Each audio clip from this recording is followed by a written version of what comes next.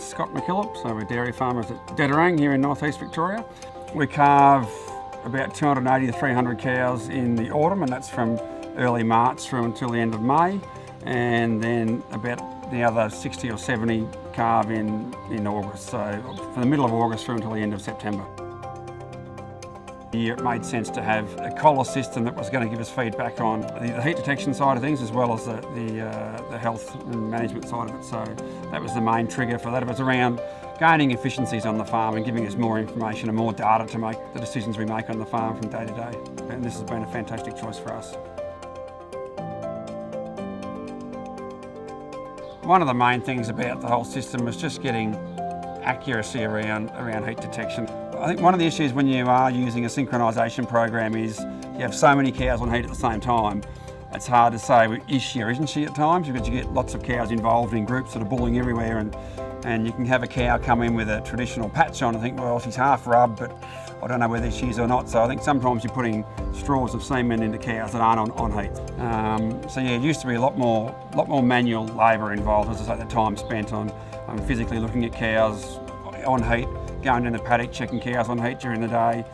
Now I can roll up at halfway through milking in the morning and the cows will already be drafted in the yard. Or I can go through my phone or on the computer in the office and look at the cows that are on heat, and with the system clearly you get the optimal time to be AIing. So we thought it's just simplified the whole system significantly and really made a big difference to our time management and utilisation of our labour on our farm. Our submission rates definitely improved, our first service conception rates definitely improved. So for us it's about getting more cows in calf in the first service period, so that's certainly been a benefit. We want to expand to using more sex semen in the mating period, so I think having the confidence of the use of the system this year and the support of NEDAP and Alta as well is going to really give us the confidence to attack that next year. So previously health monitoring for us would have been physically seeing cows that are sick. So the thing about that was by the time you get around to treating them, they're often quite a bit more severe than they should be. So the advantage of the health monitoring system with the collars is you get that insight into the reduction in the cows eating, and obviously their activity can reduce as well as a result of the onset of an infection or an illness. So being able to get those alerts on your phone and being able to check those cows morning or night gives you a head start in trying to improve their health. Our improvements in mastitis cure rates are certainly vastly improved. I think we're probably clearing cows up almost twice as quickly as we have in the past. If you don't have healthy cows, you won't get milk production, you won't get them back in calf, so the NEDAP system certainly helps to achieve that. The transition period is the most important period for a cow across the season, so it's like pre-season training really for a dairy cow. So if you don't get the transition period right, you pay the price for that throughout the whole lactation.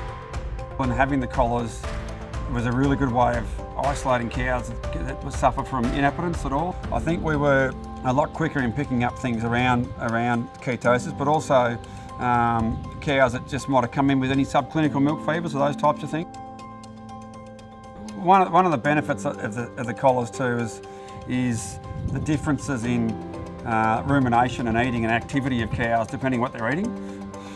We've noticed it going from a ryegrass-based pasture to say an annual oat pasture or something with more chicory or pasture herbs in the plant, that we see differences in the cow's performance. The thing is with the pasture herbs is they clear out of the rumen quite quickly, so the cows are actually more active eating, but what that actually results in is less rumination because there's not as much fibre in the diet. So we've moved towards ensuring that we have free choice cereal, hay outside of the dairy, because it helps you understand your actual farming system as well, and the reasons why you should and shouldn't be doing things. So I think that's one of the really powerful parts of the system.